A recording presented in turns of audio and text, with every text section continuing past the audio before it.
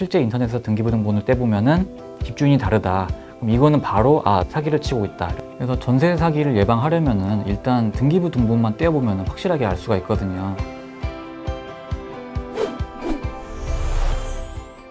전세를 구할 때 등기부등본은 어디에서 떼나요? 등기부등본은요, 그 네이버에 인터넷 등기소라고 치면은 사이트가 하나 나오거든요. 거기서 대한민국의 모든 부동산의 등기부를 다 떼볼 수가 있어요. 그래서 거기 이제 열람을 할 수가 있고 발급을 할 수가 있는데, 이제 발급할 때는 어디에 공적인 증거 자료로 쓴다, 이런 경우에는 발급용을 받으셔야 되는데, 발급용은 1,000원이고요. 등기부를 떼서 내가 그냥 이 등기부 상태를 확인해 보고자 한다, 이런 경우에는 그냥 열람만 하셔도 돼요. 근데 열람은 700원입니다. 집을 구할 때 보통 부동산에서 다 등기부등본을 떼주잖아요. 근데 굳이 그렇게 뗄 필요가 있나요? 공인중개사들이 다 등기부등본을 떼주거든요. 근데 그래도 또 떼보는 게 안전해요. 왜냐면은 전세 사기를 막을 수가 있거든요. 특히 이제 등기부등본을 떼보면은 어떤 부동산에서 발생하는 사기의 상당 부분을 예방을 할 수가 있어요. 전세 사기가 어떻게 이루어지냐면, 이제 공인중개사가 자기가 집주인인 것처럼 행세를 합니다.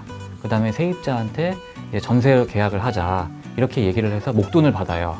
그 다음에 집주인한테는 가서 내가 월세 계약을 맺어놨다, 그렇게 하고 집주인한테는 월세를 줍니다.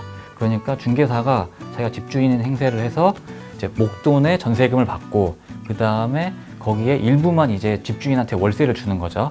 그러면 집주인은 당연히 이제 월세 계약이 돼 있는 걸로 알고 월세가 따박따박 들어오면은 이상하다는 의심을 못 하죠. 어떤 일이 있었냐면은 2019년에 중개사가 집주인인 것처럼 자기가 행세를 합니다. 그 다음에 등기부등본을 위조를 했어요. 등기부등본에 보면은 이제 이 부동산의 소유자가 누군지가 나오거든요. 그래서 이름을 자기 이름으로 바꾸는 거죠. 사실 그때 피해자들이 등기부등본을 중개사가 제공한 것만 보지 않고 직접 떼봤으면은 이상한 걸 바로 알 수가 있죠. 그래서 중개사가 등기부등본을 제공하더라도 별도로 떼보는 게 안전합니다.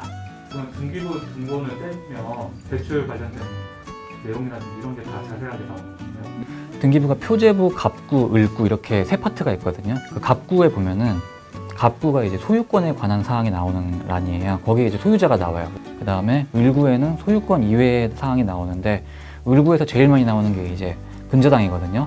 그러니까 이 집에 대출이 얼마나 껴있고 누가 이 집을 담보로 잡고 있다, 그 을구를 보면 다 알 수가 있죠.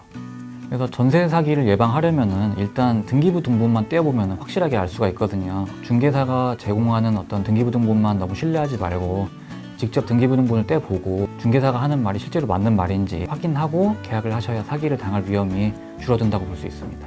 앞으로 부동산 관련된 이슈에 대해서 꾸준히 설명을 드릴 예정이고요. 다음번에는 부동산 등기부 보는 법에 대해서 설명을 드리겠습니다. 감사합니다.